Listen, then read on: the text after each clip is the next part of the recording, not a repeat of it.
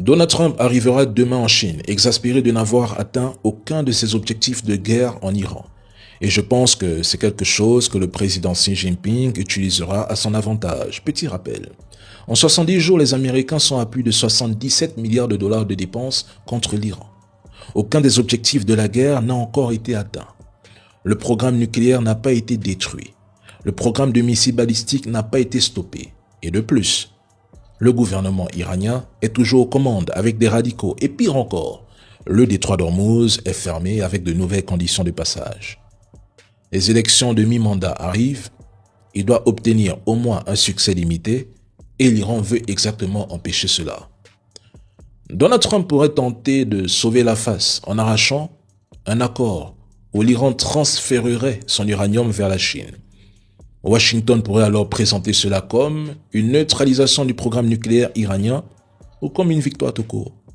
Mais en contrepartie, Pékin pourrait exiger un recul américain sur Taïwan, notamment la suspension du programme d'aide militaire de 11 milliards de dollars destiné à l'île.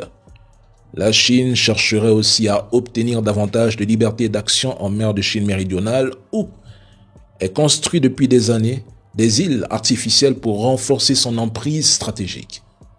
Un tel scénario renforcerait considérablement la puissance régionale chinoise, tout comme l'affaiblissement de l'Ukraine a profité stratégiquement à la Russie.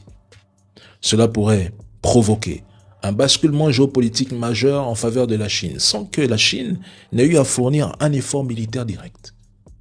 Trump arrive demain dans une Chine qui contrôle une grande partie des minerais stratégiques indispensables aux technologies modernes et possède de facto une avance importante en Afrique. Moi, je me questionne.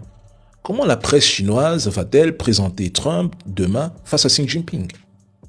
Quels seront les gros titres?